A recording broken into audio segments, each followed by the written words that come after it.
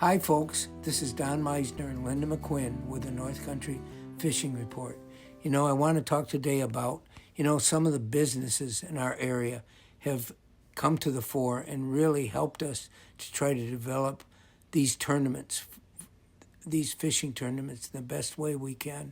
And one of the places I wanted to really give credit to is Krista, who runs the MASSENA Library.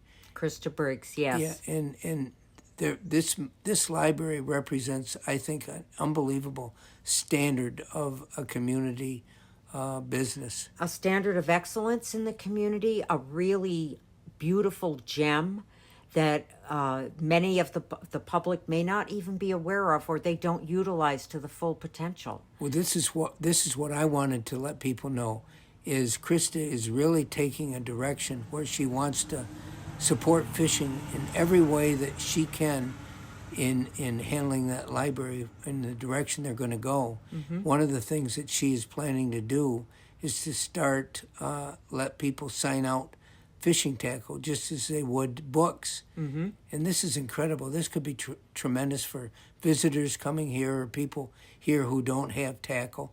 They can go and sign out a rod and reel, and yes, we'll develop this further.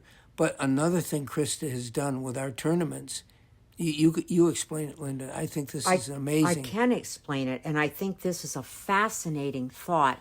And for one of our last year's tournaments in 2024, she developed what she called a story walk.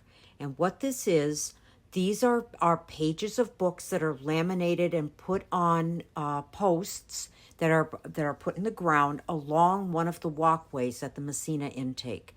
And this is one of the most fascinating ideas I think I've ever heard about. Children, and interestingly enough, they're at the eye level of young children. So as they walk along this trail, they can actually see the pages of a book. And of course, for children's books, they're brightly colored. They have beautiful cartoons, or the graphics are very well done, and the wording is precisely what would be needed for a young child to read.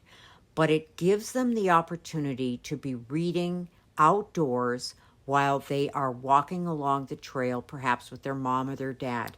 And the way Krista explained this to us, she's going to have a variety of these story walks for each of the tournaments that we will have coming to the intake, and there'll be stories that are focused on fishing.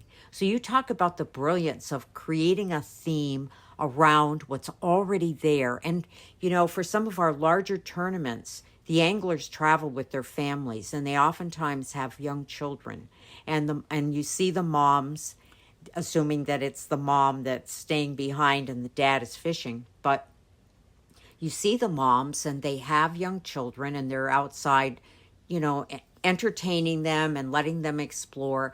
Well, what a perfect way to get them into the idea of reading and reading outdoors than to start by letting them see these stories that are mounted on these posts. And these stories are oriented towards fishing, are they? Correct.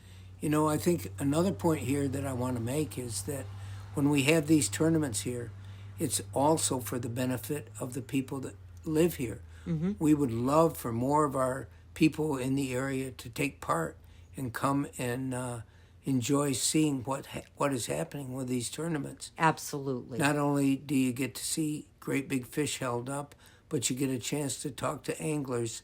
The anglers will take the time to talk, especially to kids or to family members. They want to engage with the community. I think this is really important. Yes. So anyway, kudos to Krista and the MASSENA Library for doing what they're doing to try to support how fishing can start affecting more families and more kids in the area. They're truly trying to make a difference in the community. Yes. Until next time, folks, this is Don Meissner and Linda with the North Country Fishing Report.